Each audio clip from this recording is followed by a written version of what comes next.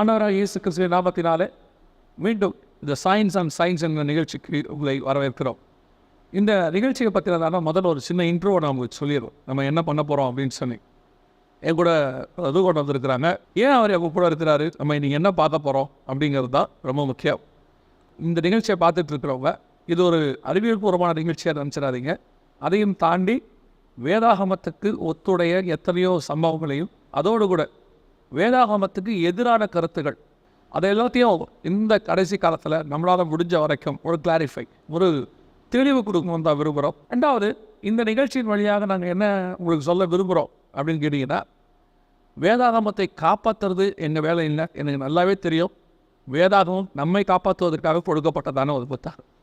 இது இன்றைக்கி இருக்கிற யங்ஸ்டர்ஸ்க்கு ஒரு தெளிவை உண்டாக்குமே அப்படிங்கிறதுக்கு தான் இந்த நிகழ்ச்சி. பிரதர், நீங்கள் கூட வந்தது ரொம்ப சந்தோஷம். அதுவும் பண்ண மட்டும் இருக்கிறாரு. நாம் இன்றைக்கி இந்த நிகழ்ச்சிக்குள்ளே போகிறதுக்கு முன்னாடி இன்றைக்கி உள்ள ஒரு யங்ஸ்டர்ஸ் அவங்களுடைய மனநிலை நீங்கள் என்ன நினைக்கிறீங்க இன்றைக்கி இருக்கிறவங்க பற்றி? ப்ரைஸ்லாம், அவங்களோட இன்விடேஷனுக்கு ரொம்ப தேங்க்ஸ். இன்றைக்கி இருக்க ஜென்ரேஷனுங்கிறது வந்து பார்த்திங்கன்னா one of the most complicated generation. நீங்கள் அந்த gen X, gen Y, gen G, gen Z ஒரு ஜென் ஆல்ஃபா. இந்த ஜென் இசட்டுங்கிறது வந்து பார்த்திங்கன்னா 2000 ஒட்டி அங்கேருந்து ஆரம்பித்த ஜென்ரேஷன். இப்போ 2010, 2015 மேலே ஆரம்பித்த ஜென்ரேஷன் ஜென் ஆல்ஃபா அப்படின்னு சொல்கிறாங்க. உலக வரலாறுலேயே உலக வரலாறுல ரெக்கார்டட் ஹிஸ்ட்ரி ஆஃப் மேன்கைண்டில் knowledge ecosystem or knowledge economy அப்படிங்கிறது 1970களில் தான் ஆரம்பிச்சிச்சு. அதுக்கு முன்னாடி நாலேஜ் ஈகோசிஸ்டம், நாலேஜ் எக்கனாமிங்கிற ஒரு கான்செப்டே அதில் கிடையாது. அதாவது நாலேஜ் ஈகோசிஸ்டம் நீங்கள் சொல்ல என்னென்னா, அறிவு சம்மந்தப்பட்டமான உழைப்பு, அது வரைக்கும் சரீர சம்மந்தப்பட்டமான உழைப்பு தான் அதிகமாக இருக்கும். அறிவு கொஞ்சமாக யூஸ் பண்ணுவோம். 100ல் ஒருத்தர் தான் யூஸ் பண்ணுவார். இப்போ 100ல் 80% அதை தான் யூஸ் பண்ணுற மாதிரி ஆயிடுச்சு. சரீர உழைப்பு குறைஞ்சிருச்சு. அறிவு சார் காரியங்கள் வந்துருச்சு. ஆமாம், ரைட்.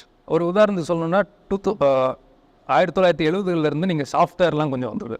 இப்போ இன்றைக்கி பேங்கிங் எடுத்துக்கோங்க, நீங்கள் எந்த டொமைன் எடுத்துக்கோங்க, எந்த ஃபீல்டை எடுத்துக்கோங்க, எல்லாமே அறிவு சார்ந்த விஷயங்கள் தான். ஒரு ஆய்வு சொல்லுது, ஃபோர்ப்ஸ் மேகசினில் 2018 ஒரு ஆய்வு சொல்லுது, 90% டேட்டா, உலக வரலாறுல 90% டேட்டா கடைசி 2 வருஷத்தில் தான் வந்திருக்குன்னு சொல்கிறாங்க. அதாவது இத்தனை 1000 வருஷங்களில் எழுதப்பட்ட புத்தகங்கள், கல்வெட்டுகள், தோல் சுருள்கள், இது அத்தனையும் 10% தான். 10% தான். இப்போ நம்ம கொண்டு வந்தது எல்லாமே 90%. 2018 ரிப்போர்ட் படி. அப்படின்னா ஒரு வருஷமும் நம்ம அவ்வளோ டேட்டாவை ஜென்ரேட் பண்ணிகிட்ருக்கோம். எனக்கு இதில் ஒரு என்னுடைய புரிதலுக்கு நான் சொல்கிறேன், ஒரு காலத்தில் படித்தவங்க மட்டும்தான் எழுதுவாங்க, ஸ்டோர் பண்ணி வைப்பாங்க இல்லையா? கரெக்ட். இப்போ எல்லாருமே எழுதுகிறாங்க, எல்லாருமே ஸ்டோர் பண்ணுறாங்க. ஃபோட்டோ எடுத்து வைக்கிறோம் இல்லையா, அதுவும் டேட்டா. வீடியோ ஒரு டேட்டா தான். ஸோ இதை நம்ம எதோட கோரிலேட் பண்ணி பார்க்கணும், ஒப்பிட்டு பார்க்கணும் அப்படின்னா, தானியேல் 12:4 கடைசி காலத்தில் ஜனங்கள் இங்கேயும் போய் அறிவு பெருத்து போடி ஆராய்வார்கள், அறிவு பெருகி போகணும்னு போட்டிருக்கு. அறிவுங்கிறது அந்த காலத்து மொழி, இன்றைக்கி இருக்கிற மொழி அது டேட்டா. அறிவுக்கு இன்றைக்கி உள்ளது டேட்டா. இன்றைக்கி இருக்கிற டிஜிட்டலாக நம்ம டேட்டான்னு சொல்கிறோம். ஓகே, நாலேஜ் தானே. நாலேஜுங்கிறது நோயிங் சம்திங் ஆர் இன்ஃபர்மேஷன்.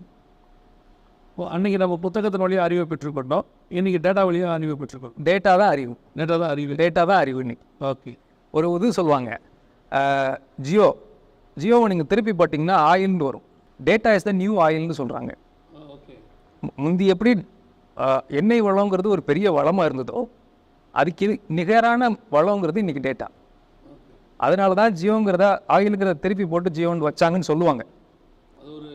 அந்த கம்பெனி சொல்லலை, அப்படி சொல்கிறாங்க. ஆமாம். ஸோ இந்த டேட்டாவில் என்ன பிரச்சனை அப்படின்னா, நீங்கள் ஒரு சின்ன உதாரணம் எடுத்துக்கோங்களேன். தலைவலிக்குது, முந்தி என்ன பண்ணுவோம், டாக்டர்கிட்ட போய் ஒரு மாத்திரை வாங்கி போவாங்க. இன்றைக்கி தலைவலிக்க ஆரம்பித்த உடனே ஒரு 20 வெப்சைட்டை பார்த்துடுறாங்க. கூகுளில் 20 வெப்சைட்டை பார்த்துட்டு டாக்டர்கிட்ட போய் பேஷண்ட்டு போய் அட்வைஸ் சொல்கிறாங்க. இது டேட்டாவோட விளைவு. இப்போது டேட்டா நீங்கள் சொன்ன மாதிரி கூகுளில் பார்த்துட்டு வர்றதுங்கிறது வந்து பெரும்பாலான ப்ராப்ளமாக மாறிக்கிட்டு இருக்குன்றதை நான் உணர்றேன். டெஃபினட்டாக. சின்ன உதாரணம் சொன்னோம்னா, நான் ஒரு 9-10 வயசு பையனை மீட் பண்ணேன். அந்த பையன் என்கிட்ட சொல்கிறான், ஒரு காரணத்தில் பேசிகிட்டு போக சொல்கிறான், அதுக்கு நான் டிப்ரெஸ்டாக இருக்கேன், ரொம்ப ஸ்ட்ரெஸ்ஸாக இருக்கேன் அப்படின்னு. ஒரு 9 வயசு 10 வயசு பையனுக்கு எப்படி ஒரு டிப்ரெஷன், ஸ்ட்ரெஸ்ஸுங்கிற வேர்டே எனக்கு வந்து அது ரொம்ப பெருசு. ஏன்னு சொன்னால் நமக்கெல்லாம் 9-10 வயசு டிப்ரெஷனுங்கிற வேர்டே தெரியாது, ஸ்ட்ரெஸ்ஸுங்கிற வேர்டு தெரியாது. அப்போ நான் கேட்டேன், எப்படா தம்பி சொல்கிறேன் நீ ஸ்ட்ரெஸ்ஸாக இருக்க, டிப்ரெஷனாக இருக்குது, என்ன பேசிஸில் சொல்கிறேன் அப்படின்னு. அவன் சொல்கிறான், நான் கூகுளில் போய் பார்த்தேன், டிப்ரெஷனுக்கும் ஸ்ட்ரெஸ்ஸுக்கும் என்னென்ன சிம்டம் இருக்கோ எல்லாம் எனக்கு இருக்குங்கிறான். அதை விட பெரிய ஆச்சரியம் என்னென்னா, அவன்கிட்ட நான் கேட்டேன், சரி டிப்ரெஷனுக்கு ஸ்ட்ரெஸ்ஸாக இருக்கிறதுக்கு என்ன காரணம் அப்படின்னு கேட்டால் அவன் சொல்கிறான், என்னுடைய கிரிக்கெட் டீம் ஃபுட்பால் டீமை என்னை சேர்த்துக்க மாட்டாங்க, இதான் அவன் டிப்ரெஷனுக்கு ரீசன்னு அவன் சொல்கிறான். ஸோ இன்றைக்கி அது வந்து நமக்குலாம் ஒரு பெரிய விஷயமே கிடையாது ஒரு காலத்தில். இன்றைக்கி வந்து இந்த அறிவு பெருகின பிறகு ஒவ்வொன்றுத்துக்கும் அவங்க வந்து ஒரு வியாதியினோட பேரை வைக்கிறாங்க. இப்போ நீங்கள் சொன்ன மாதிரி கூகுளில் போய் சர்ச் பண்ணால் எல்லாமே சொல்லுது, அது ஒன்று சொல்லுது அவங்களுக்கு. நீங்கள் சொல்லும்போது தான் ஒரு சம்பவம் ஞாபகம். ஒரு 12th படிக்கும்போது நம்ம வந்து அடி வாங்கியிருப்போம் வாத்தியார்கிட்ட, காலேஜ் படிக்கும்போது திட்டு வாங்கியிருப்போம். இன்றைக்கி ஸ்கூலில் போய் அடித்தா அது இஷ்யூ ஆயிடுது, வேலையில் திட்டினாங்கன்னா பேப்பர் போட்டுறாங்க. இப்படியே வளர்ந்து வர்ற பையன் ஒய்ஃபை திட்டினாலும் பேப்பரை போட்டுறான், டிவோர்ஸ் பேப்பர். ஸோ இப்போ இந்த டேட்டாஸ் இதெல்லாம் ஒரு அசட்டாக மாறி ஜனங்களை வந்துட்டு என்ன பார்த்தா காம்ப்ளிகேட்டாக மாற்றிக்கிட்டு இருக்குதுன்னு நினைக்கிறேன். கரெக்ட். ஒரு ரிப்போர்ட் சொல்லுது என்னென்னா, நீங்கள் டேட்டாவை அதிகப்படியாக கன்சியூம் பண்ண என்ன ஆகும்னா உங்களோட டெசிஷன் மேக்கிங் பவர் அது குறைச்சிரும், உங்களோட திங்கிங் கெப்பாசிட்டியை குறைச்சிரும், ஸ்ட்ரெஸ்ஸை அதுவே உருவாக்கும். இப்போ நான் சொல்கிறது சரியான்னு சொல்லுங்களேன். என்னென்னா டேட்டாஸ் அதிகமாக ஃபோனில் வந்து நம்பரை ஸ்டோர் பண்ண என்னுடைய மெமரி கெப்பாசிட்டி குறையுதுன்னு நான் நினைக்கிறேன். ஏன் அப்படின்னா, ஒரு காலத்தில் எல்லா நம்பரையும் நான் மெமரி பண்ணி வச்சுருப்பேன், எதை செய்யனாலும் நம்ம உடனே நம்பரை சொல்லுவோம். இப்போ நம்ம நம்பரே நமக்கு ஞாபகத்தில் இருக்க மாட்டேங்குது. யூஸ்வலாகவே நம்ம எந்த ஒரு நம்பரையுமே எந்த ஒரு விஷயம் நம்ம நம்பரை கேட்டாலே நான் ரிங் பண்ணுறேன் நீங்கள் பார்த்துக்கோங்கன்னு தான் சொல்கிறாங்க. கரெக்ட். அப்போ இந்த டேட்டாஸ் அதிகமாக ஸ்டோரேஜ் அதிகமாக நம்முடைய இப்போ நீங்கள் சொன்னதான் ஞாபக சக்தி குறைஞ்சிக்கிட்டே போகுது. கரெக்டாக அது வரும். கரெக்ட். நீங்கள் சொல்கிறது ஞாபக சக்தி குறையுதுங்கிறது இன்னொரு ஆய்வு சொல்லுது. ஞாபக சக்தி எல்லாத்தையுமே கூகுளில் உடனே எடுத்து பார்க்குறோம். ஸ்பெல்லிங் பார்க்கணுன்னா கூட கூகுளில் பார்த்தா இன்றைக்கி எழுதுகிற மாதிரி ஆயிடுச்சு. நீங்கள் சொல்லிட்டு போயிட்டோம், ஆட்டோ கரெக்டுக்கு போயிட்டு பாஸ்வேர்டை கூகுள் இப்போ சஜஸ்ட் பண்ணுது. ப்ராப்ளம் நீங்கள் பார்த்துருப்பீங்க. ஆதி பாஸ்வேர்டை ஃபர்கெட் பாஸ்வேர்டுன்ற நம்ம ரேஞ்சுக்கு நம்ம போயிட்டு போய்ப்பேன். கரெக்ட். சரி, இப்போது இதை தாண்டி நான் இன்னொரு கேள்வி கேட்க விரும்புகிறேன். இன்றைக்கி இருக்கிற யங்ஸ்டர்ஸோடைய நிலைமை இப்படி தான் இருக்குது நம்ம பார்க்கும்போது. சரி, ஆக்சுவலி இன்றைக்கி யங்ஸ்டர்ஸ்க்கு வந்து நான் பார்த்த வரைக்கும், நான் இது என்னுடைய ஒரு வட்டத்துலேருந்து நான் சொல்கிறேன், காடை பற்றின புரிதல், ஹூ இஸ் காட் அப்படின்னு இன்றைக்கி இருக்கிற யங்ஸ்டர்ஸ்க்கு நம்ம எப்படி சொல்லலாம்? இன்றைக்கி அவருடைய புரிதல் எப்படி இருக்குன்னு நீங்கள் நினைக்கிறீங்க? இன்றைக்கி ஆக்சுவலி யங்ஸ்டர்ஸோட ப்ராப்ளம் என்னென்னா, ஒரு விஷயத்தை நீங்கள் சிம்பிளாக சொன்னீங்கன்னா அதை ஏற்றுக்கிற மனநிலை இல்லை நமக்கு. நான் ரொம்ப வருஷத்துக்கு முன்னாடி என்னுடைய பிரதர் வந்து ஒரு கான்ஃபரன்ஸ் சிம்போசியமுக்கு போயிருந்தப்போ காலேஜ் படிக்கும்போது, அப்போ சென்னையில் இருக்கிற ஒரு இன்ஜினியரிங் காலேஜோட பிரின்ஸிபால் சொன்னாராம், A=0ன்னு சொன்னால் ஒத்துக்க மாட்டாங்க, அதுக்கு ஆல்ஃபா பீட்டா காமாலாம் போட்டு 0ன்னு சொன்னால் ஒத்துக்குவாங்க. இப்படி தான் இன்றைக்கி வந்து நம்மளோட மைண்ட் செட் மாறிடுச்சு. இதுக்கு காரணம் இவ்வளோ இன்ஃபர்மேஷன் கன்சப்ஷன். இல்லை, ஒரு சிம்பிளான விஷயத்தை சிம்பிளாக சொன்னால் ஏற்றுக்கொள்ள முடியாத மனப்பக்குவம் ஆயிடுச்சு. ஏற்றுக்கொள்ள முடியலை. ஏன்னா அது ரொம்ப சிம்பிளாக இருந்தால் உண்மையாக இருக்குமோ? ஒரு காலத்தில் விலை குறைவாக இருந்துச்சுன்னா, ஒரு ப்ராடக்ட் விலை குறைவாக இருந்துச்சுன்னா அது நல்ல ப்ராடக்ட் இல்லைன்ற ஒரு மைண்ட் செட்டில் இருக்குது இப்போ. கரெக்ட். அதுவே அதே product, same product with the name of brand, ஒரு பிராண்டோடைய நேமோட விலை அதிகமாக இருந்தால் the ready to buy. Correct. விலை கம்மியாக இருந்தால் ஐயோ ஏன் விலை கம்மியாக இருக்குது, ஒருவேளை குவாலிட்டி கம்மியாக இருக்குமோ அப்படிங்கிற தாட் வந்து இன்றைக்கி அதிகமாகிட்டே போகுது. கரெக்ட். நீங்கள் சொல்கிறதுக்கு அது ஒத்து போகணும்னு நினைக்கிறேன். கரெக்ட். நீங்கள் சொல்லியா? அப்போ இன்றைக்கி இருக்கிறவங்களுக்கு நம்ம எப்படி இந்த காட் இருக்கிறாருன்ற இந்த சயின்ஸ் உள்ள உலகம், நாலேஜ் உள்ள உலகம், ஏன்னா இதெல்லாம் சேர்ந்து காடை வந்து இருட்டடிப்பு செய்கிறதாகவும் இல்லாமல் போக பண்ணுறதுக்கான முயற்சியாகவும் நான் பார்க்குறேன். கரெக்ட். நீங்கள் சொல்கிறோம். ஆனால் காட் இஸ் எக்ஸிஸ்டிங், அதில் எந்த மாற்று கருத்தும் நமக்கு கிடையாது. ஆனால் காட் வந்து வேக்யூம்ன்ற இடத்துல இவங்க போயிட்டு இருக்கிறாங்க. அந்த இடம் அந்த போஸ்டிங்கை தூக்கணும்னு இவங்க விரும்புகிறாங்கன்றது என்னுடைய கருத்து. நான் பார்த்த வரைக்கும் நிறைய இடத்துல, அதாவது உங்களை காடை பற்றி நம்ம புரிதல் எனக்கு சொல்லுவாங்க. நீ உள்ள யங்ஸ்டர்ஸ் ஃபஸ்ட்டு கொஸ்டின், காடுங்கிறவர் யார் அப்படின்னு ஒரு கேள்வி வேணும் தெரியும். இதில் வந்து ஸ்கெப்டிக்ஸ்ன்னு சொல்கிறோம் சில பேர். ஸ்கெப்டிக்ஸ்னால் என்னென்னா கடவுளை மறுக்கிறவங்கன்னு சொல்லலாம், சிம்பிளாக சொல்லணும்னா. அப்படியே இருங்க, நான் ஒரு சின்ன கிளாரிஃபிகேஷன் உங்களுக்கு சொல்லிடுறேன். கடவுள்ன்றது யார் அப்படின்னா, எந்த கடவுள் எந்த மதத்தின் கடவுள்னு இப்போ இல்லை, இங்கே ஓவராலாக கடவுளாகவே யாருன்றது தான் நம்ம கொஸ்டின். இல்லை, கரெக்ட். டெஃபினிஷன் காடுக்கு நம்ம டெஃபினிஷனுக்கு போகிறோம். கரெக்ட். நீங்கள் உங்கள் ஜென்ரேஷனில் கடவுள் யாருன்னு கேட்டால் நீங்கள் என்ன சொல்லுவீங்க? ஏன்னா நாங்கள் கேட்கும் போது அவர் வானத்தில் இருக்கிறாரு, அங்கே இருக்கிறாரு, இங்கே நம்மளை படைச்சவர்னு சொல்லுவோம். படைச்சவர் அப்படி தான் சொல்லுவோம். இதே இது இன்னைக்கு இந்த ஜீன்னு சொன்னேன் இல்லையா, அவன் கேட்பான், நான் ஒரு விஷயத்தை படித்தா நான் கடவுளான்னு கேட்பான். இல்லை கேட்டிருக்கேன், நான் கேட்டிருக்கேன், இன்டர்வியூவில் பார்த்துருக்கேன் அதை நான். இப்போ நான் ஒரு விஷயத்தை செஞ்சால் நான் காடா அப்படின்னு கொஷின் வரும். நெக்ஸ்ட், கடவுள் உலகத்தை படைச்சாருன்னு நீங்கள் சொல்கிறீங்க, கடவுள் யார் படைச்சா? இந்த கேள்வியும் இருக்குது. இந்த கேள்வி வருது, நிறைய கேள்விகள். இந்த ப்ரோக்ராம் வந்து 2 விஷயம். ஒன்று வந்து பார்த்திங்கன்னா, இந்த மாதிரி ஸ்கெப்டிக்ஸாக இருந்து அவங்களுக்கு உதவி செய்கிறதுக்கு இது ஒரு ஆஸ்பெக்ட். செகண்டரி ஆஸ்பெக்ட், நம்ம பிலீவர்ஸ் வந்து அவங்களோட ஒர்க் பிளேஸ்க்கு போகும்போது ஆகட்டும், இல்லாட்டி காலேஜஸ்க்கு போக வேண்டியது போகிற சுச்சுவேஷன் ஆகட்டும், இல்லாட்டி ஸ்கூல்ஸுக்கு போகிற சுச்சுவேஷன் ஆகட்டும், அவங்க நிறைய கொஷின் பம்பார்ட் பண்ணப்படுது, நிறைய கேள்விகள் கேட்கப்படுது. இவங்களுக்கு பதிலே சொல்ல முடியல. அவங்க ஒரு குறுகி போயிருக்கிற மாதிரி ஒரு சுச்சுவேஷனும் வந்துருச்சு. எக்ஸாக்டாக இது 2 கேள்விக்கு தான் அந்த ப்ரோக்ராமே நாங்கள் அரேஞ்ச் பண்ணோம். அவங்கள கூப்பிட்டதுக்கு ரீசனே அதுதான். ஓகே, சொல்லுங்கள். Okay. So first, who is God? நிறைய பேர் டெஃபினிஷன் சொல்லியிருக்காங்க ஹூ இஸ் காடுக்கு. ஆனால் என்னுடைய மனசுக்கு ரொம்ப ஒத்த விஷயமா இருந்தது 12வது செஞ்சுரியில் வாழ்ந்த அக்வைனஸ் அப்படின்ற ஒருத்தர் சொன்ன ஆன்சர். காடோட டெஃபினிஷன் சொல்கிறேன். அவருடைய அக்வைனஸோட டெஃபினிஷன் படி, God means from whom everything else is created, contains with himself the whole perfection of being and the ultimate cause for his own existence. இது நம்ம தியரட்டிக்கலாக உங்களுக்கு சொல்லிட்டேன். காடுங்கிறவர் யார் அப்படின்னு நம்ம சிம்பிளாக சொல்லணும்னா, God is a being whose reason for his existence is in himself. இதை நம்ம இன்னும் கொஞ்சம் தெளிவாக சொல்லணும் அப்படின்னா, தமிழில் கடவுள் என்பவர் யார் என்றால், அவர் இருப்பதற்கான காரணம் அவருக்குள்ளாகவே இருக்கிறது. இதை இன்னும் கொஞ்சம் பைஃபர்கேட் பண்ணி நான் சொல்கிறேன். நீங்கள் வாட்ச் கட்டியிருக்கீங்க, நீங்கள் இந்த வாட்ச் எங்கேருந்து வந்தது? இது இங்கே இருக்கிறதுக்கான காரணம் என்ன? இந்த ஸ்டாப் செஞ்ச ஒருத்தர் இருக்கார். இந்த ஸ்டாப்பை இப்படி தான் டிசைன் பண்ணணும்னு நினச்ச ஒரு டிசைனர் இருக்கிறாரு.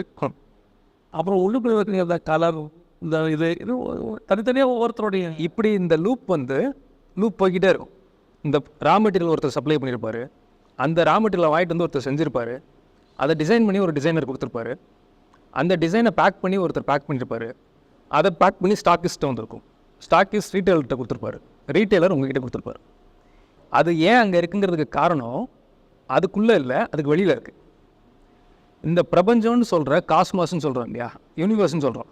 இந்த யூனிவர்ஸில் இருக்க எந்த பொருளை நீங்கள் எடுத்திங்கனாலும் ஏன் அது அங்கே இருக்குங்கிறதுக்கு காரணம் வெளியில் இருக்கும். இப்போ நான் இந்த சட்டை போட்டிருக்கேன்னா, இந்த சட்டை ஏன் இதுக்கு இங்கே வந்ததுங்கிறதுக்கு காரணம் இதுக்குள்ளேயே இருக்காது, இதுவாக செஞ்சுக்கிட்டு வரல. ஒருத்தர் நான் சொன்ன ப்ராசஸ் படி ஒருத்தர் நூல் கொடுத்துருப்பாரு, ஒருத்தர் வந்து கலர் பண்ணியிருப்பார், ஒருத்தர் வந்து அதை ஸ்டிச் பண்ணியிருப்பார், ஒருத்தர் சேல் பண்ணியிருப்பார். இப்படி பல கை மாதிரி தான் எனக்கு கைக்கு வருது. ஒரு பொருள் அங்கே இருக்கிறதுக்கு காரணம் அதுக்குள்ளேயே இருக்காது, வெளியில் தான் இருக்குது. ஒரு குழந்தை இருக்குன்னா அவங்க அம்மா அப்பா இருந்திருப்பாங்க. இது மாதிரி நீங்கள் பிரபஞ்சத்தில் பார்க்குற எல்லா பொருளுக்கும் அது அங்கே இருக்கிறதுக்கு காரணம் வெளியில் தான் இருக்கும். காட் யார் அப்படின்னா, அவர் உயிரோடு இருக்கிறதுக்கு காரணம் அவருக்குள்ளதாக தான் இருக்குது. இன் அனதர் வேர்ட், இதை இன்னும் கொஞ்சம் வேறு வார்த்தையில் சொல்லணும்னா, God is a self existing being. அவரை கிரியேட் பண்ண முடியாது. இந்த கொஷின் எப்படின்னா, இட்ஸ் அ ஃபலிஷியஸ் ஆர்குமெண்ட்னு சொல்லுவாங்க. ஃபலிஷியஸ் ஆர்குமெண்ட்னா, ஒரு பெரிய மியூசிக் டைரக்டர் இருக்கார், அவர்கிட்ட போய் உங்கள் மியூசிக் பெஸ்ட்டுங்க, ஆனால் இந்த மியூசிக்கை நீங்கள் ஸ்கேலில் மெஷர் பண்ணி காமிங்கன்னு நீங்கள் கேட்டிங்கன்னா அவர் என்ன சொல்லுவார்? ஸ்கேலில் மெஷர் கொடுக்கணும். அதே மாதிரி தான் காடுங்கிற பீயிங்கை கிரியேட் பண்ண முடியாது. அவருக்குள்ளதாகவே ஜீவன் இருந்ததுன்னு பைபிள் வாசிக்கிறோம் இயேசு கிறிஸ்துவை பற்றி சொல்லும்போது. ஃபஸ்ட்டு எக்ஸோடஸில் யாத்திராகமத்தில் ஆண்டவர் வந்து மோசேட்ட பேசுகிறாரு. யார் சாமி நீங்கள், உங்கள் பேர் என்னன்னு கேட்டாங்கன்னா நான் என்ன சொல்லணும் அப்படின்ட்டு மோசே கேட்குறாரு. அதுக்கு அவர் என்ன சொல்கிறார்? ஐ ஆம் த ஐ ஆம் அப்படின்னு இங்கிலீஷில் போட்டிருக்கு, இருக்கிறவராகவே இருக்கிறார் அப்படின்னு தமிழில் போட்டிருக்கு. அதோட எக்ஸாக்ட் டேர்ம் வந்து டேக்ஸில் டெஃபினிஷனாக கொடுத்துருக்காங்க. ஐ ஆம் த செல்ஃப் எக்ஸிஸ்டிங் ஐ ஆம். தன்னாகவே செல்ஃப் எக்ஸிஸ்ட் ஆகிற கெப்பாசிட்டி இருக்கிற பீயிங் தான் நான் அப்படிங்கிற ஒரு ஃபஸ்ட்டு ஒரு நேமை பைபிளில் சொல்லும்போது சொல்கிறார். இதுக்கு முன்னாடி அல்மைட்டி காடுன்னு பைபிளில் சொல்லியிருக்காரு, ஜெனிசிஸில் ஆதி ஆகமத்தில் இருக்கு, சர்வ வல்லமை உள்ளவர்லாம் பேசியிருக்காரு. ஆனால் நேம்ன்ட்டு சொன்னது இதுதான் ஃபஸ்ட் டைம். சர்வ வல்லமை உள்ளவர்ங்கிறது வந்து அவருடைய தன்மை இதான் நேம். இதான் நேம், இருக்கிறவராகவே இருக்கிற existing God, self existing God. Okay, இது உங்களுக்கு ரொம்ப ப்ரில்லியண்ட்டான கொஷின் மாதிரி தெரிஞ்சாலும் it is a fallacious argument. எப்படி ஒரு மியூசிக் டைரக்டர்கிட்ட போய் மியூசிக்கை வந்து தேர்ஸில் மெஷர் பண்ணி காமின்னு சொல்கிறத கேட்குறதோ அதே மாதிரி கேள்வி தான் இதுவும். கடவுளை உங்களால் கிரியேட் பண்ண முடிஞ்சுன்னா he can never be a god. Yes, absolutely. He, she, it he, she, it can never be a god. God is a self-sustaining, self-existing being. இருக்கிறவராக அவராக எக்ஸிஸ்ட் பண்ணுறவர். அவரை வெளியிலேருந்து உருவானவர்லாம் கிடையாது. உருவாக்குனீங்கன்னா he is not a god. சரி, இப்போ நம்ம வந்துட்டு இவ்வளோ நீங்கள் எக்ஸ்பிளைன் பண்ணீங்க. இது வந்து என்னை பொறுத்த வரைக்கும் ஒரு அளவுக்கு படித்தவர்களுக்கு புரியும். இது காட், செல்ஃப் எக்ஸிஸ்டிங் காட் இதெல்லாம் சொல்லும்போது அவர் தனக்குத்தானே இயங்கக்கூடியவர், தன்னுக்குள்ளேருந்து தன்னை உருவாக்கி கொள்ளக்கூடிய கெப்பாசிட்டி உள்ளவர்.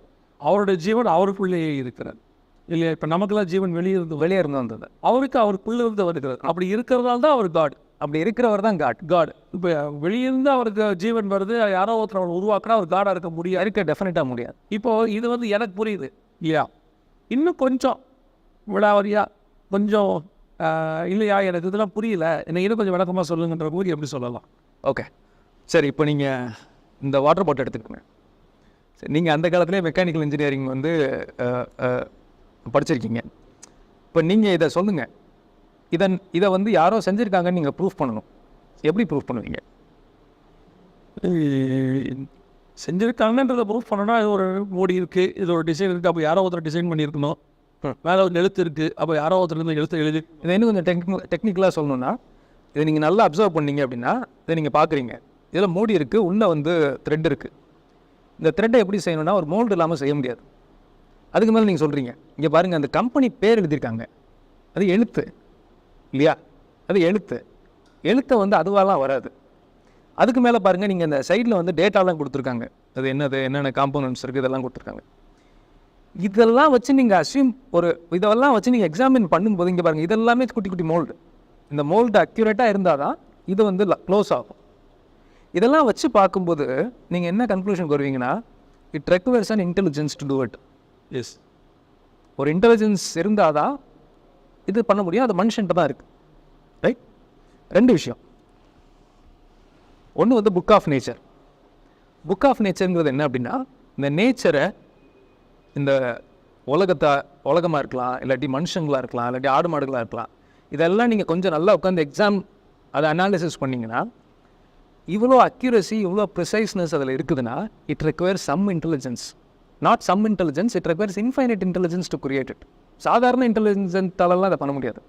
இன்ஃபைனைட் இன்டெலிஜென்ஸ் இருந்தால் தான் ஒருத்தரால் அதை பண்ண முடியுங்கிற ஒரு முடிவுக்கு நீங்கள் வருவீங்க. ஒரு மரம் இருக்கக்கூடிய ஒரு காடு பார்த்து எத்தனை வகையான க்ரீன் இருக்குது, எத்தனை வகையான அந்த இலையில ஷேப் இருக்குது, ஒவ்வொரு இலையும் ஒரு ஷேப்பு, ஒவ்வொரு க்ரீனுமே டிஃப்ரெண்ட் ஆகுது. ஒவ்வொரு விதமான மரம், அவருடைய பட்டை வித்தியாசப்படுது, அவருடைய உயரம் வித்தியாசப்படுது. கொஞ்சம் டாப் ஆங்கிள் நீங்கள் சொல்ல போனால் ட்ரோன்லேருந்து பார்த்தோம்னா அதோடைய அமைப்பு, அது அப்படியே ஸ்பெரிக்கலாக அமைக்கப்பட்டிருக்கிற அமைப்பு, எவ்வளோ டேட்டாஸ் நீங்கள் சொல்லணும்னா இல்லை இன்டெலிஜென்ஸ் தேவைப்படுதுன்னு இல்லையா? கரெக்ட். ஸோ இதை இந்த புக் ஆஃப் நேச்சர் என்ன சொல்லும் உங்களுக்கு, அதை கரெக்டாக அனாலிசிஸ் பண்ணிங்கன்னா, இட் ரெக்வயர்ஸ் அ கிரியேட்டருங்கிற ஒரு ஐடியாவை அது கொடுக்கும். சயின்ஸில் பார்த்தீங்கன்னா காஸ் இஃபெக்ட்னு ஒன்று இருக்குது. காஸ் இஃபெக்ட் தியரின்னு சொல்லுவாங்க. சிம்பிளாக புரிஞ்சுக்கணுன்னா, ஒரு கலவரம் நடக்குதுன்னு வச்சுக்கோங்க. கலவரத்துக்கு ஏதோ ஒரு காரணம் இருக்கும், அதுதான் நம்ம காசுன்னு சொல்கிறோம். எஸ், அந்த காசோட இஃபெக்ட் தான், அதனுடைய பலன் தான் கலவரம். ரைட்? காஸ் இஃபெக்ட் இல்லாமல் எதுவுமே வர முடியாதுங்கிறது காஸ் இஃபெக்ட் தியரி சொல்லுது. ஸோ இந்த புக் ஆஃப் நேச்சரை நம்ம கரெக்டாக ஸ்டடி பண்ணும்போது, அதை நம்ம அனாலிசிஸ் பண்ணி பார்க்கும்போது, it requires a very intelligent creator to design it அப்படிங்கிற ஒரு கன்க்ளூஷனுக்கு வரலாம். ரெண்டாவது, புக் ஆஃப் பைபிள். அந்த கிரியேட்டர் யாருங்கிறத பிப்ளிக்கல் வேர்ல்டு வியூ கரெக்டாக சொல்லுவோம் உங்களுக்கு. புக் ஆஃப் நேச்சரும் புக் ஆஃப் பைபிளும் ஒத்துப்போகும். இந்த புக் ஆஃப் நேச்சரை உருவாக்குனவர் யாருங்கிறத கரெக்டாக இது சொல்லும். இதை எக்ஸாமின் பண்ணி பார்க்கலாம். It is not a myth. Truth is evaluatable. நீங்கள் டெஸ்ட் பண்ணி பார்க்க முடிஞ்சாதான் அது பேர் உண்மை. பைபிளை டெஸ்ட் பண்ணி நீங்கள் பார்க்கலாம். அதை தான் இந்த சீரீஸில் நம்ம பண்ண போகிறோம். ரொம்ப அழகாக அதாவது ஃபினிஷ் பண்ணிங்க நீங்கள் இவ்வளோ நேரம் உள்ளதை. அதாவது நீங்கள் அப்படி செயின் அப்படி கோத்து கொண்டு வரும்போது இது எங்கே போய் முடியுமோன்னு யோசிச்சுக்கிட்டே இருந்தோம். அழகாக கடவுள் இருந்தீங்க. இந்த ப்ரோக்ராமுடைய நோக்கம் என்ன அப்படின்னு கேட்டிங்கன்னா, நம்மளை சுற்றி நிறையா விஷயங்கள் இருக்குது. அந்த விஷயங்களுக்குள் கர்த்தருடைய திட்டம் இருக்குது, கர்த்தருடைய செயல்பாடு இருக்குது, கர்த்தருடைய கிரியேஷன் ஒன்று இருக்குது. இந்த கிரியேஷனை எல்லாவற்றையும் அவர்கள் சொல்லுகிற மொழியிலேயே அவர்களுக்கு புரிகிற மாதிரி சொல்கிறது தான் இந்த ப்ரோக்ராம். கரெக்ட். நான் தடவை சொன்னா கரெக்ட். சரி, இப்போது இப்போ இன்றைக்கி உள்ளவங்களுக்கு இந்த ப்ரோக்ராமுடைய கன்க்ளூஷனை நம்ம வருவோமே ஒரு ஃபைனலாக சொன்ன விரும்புகிற ஒரு விஷயம். ஸோ காடை பற்றி ஒரு கரெக்டாக புரிதலாக சொல்லணும்னு சொன்னால் அவர் வந்து செல்ஃப் எக்ஸிஸ்டிங் காட். இது வந்து தனக்குத்தானே இயங்கக்கூடியவர் அப்படிங்கிறது. தனக்குத்தானே இயங்கக்கூடிய ஆற்றல் உள்ள ஒரே பீயிங் இந்த யூனிவர்ஸில் காட் மட்டும். ரெண்டாவது, என்ன ஒரு விஷயத்தையும் வெளியிருந்து உருவாக்க முடியும், உள்ளதுக்கு அதுலேருந்தே உருவாக்க முடியாது. அதுதான் காஸ் இஃபெக்ட்னு நம்ம சொல்கிறோம். காசு உள்கி இருக்கிற விஷயத்தை வச்சுக்கிட்டு கடவுளை காட்டுங்கிறது வந்து, அதாவது சிம்பிளாக சொல்ல போதுன்னா அந்த டப்பா செஞ்சவரை டப்பா இருக்க மாட்டார். கரெக்ட். எதை செஞ்சவரும் அதுக்கு வெளியே இருந்தால் அதை செஞ்சிருக்கணும். இது மோஸ்ட் வேல்யூபிள் பாயிண்ட். கடைசியாக எல்லாவற்றையும் உருவாக்குவதற்கு ஒரு காரணம் இருக்குது, காஸ் எஃபெக்ட். ஆமாம். அதை வந்து இந்த புக் ஆஃப் நேச்சரை வச்சுக்கிட்டு இந்த புக் ஆஃப் பைபிள் மூலமாக நம்ம ப்ரூவ் பண்ண விரும்புகிறோம். இதுதான் இந்த ப்ரோக்ராமுடைய நாங்கள் சொல்ல விரும்புகிற ஒரு காரியம். தேவன் தனக்குத்தானே ஜீவன் உடையவர். நான் என் ஜீவனை கொடுக்கவும் எடுக்கவும் எனக்கு அதிகாரம் என்று இயேசு சொல்றார். இது அவர் சொன்ன முதல் விஷயம். தேவன் செய்த ஒவ்வொருத்துக்கு பிறகும் தேவனுக்கு ஒரு காரண காரியங்கள் இருக்கிறது. எதையுமே அவர் சும்மா அப்படின்னு அவர் செய்யலை. ஏவன reason for each and every thing. அந்த ரீசனை நம்ம பிப்ளிக்கல்ல தான் பார்க்க முடியும். ஏன்னா அவர் உண்டாக்குறது எல்லாமே நேச்சர். அந்த நேச்சருக்கான ரீசன் பைபிளில் இருக்குது. வெறும் நேச்சரை வச்சு நீங்கள் அதை கண்டுபிடிக்க முடியாது. பைபிளை வச்சு நேச்சரை கண்டுபிடிக்கும். If there is a creation, there must be a creator. இதுதான் சொல்ல வர மிக முக்கியமான விஷயம். இன்னொரு இதை சார்ந்த அறிவியல் சார்ந்த அறிவுபூர்வமான வேதாகமம் சார்ந்த இன்னொரு நிகழ்ச்சி சகோதரர் உங்களை சந்திக்கிறோம். God bless you. Peace be with us.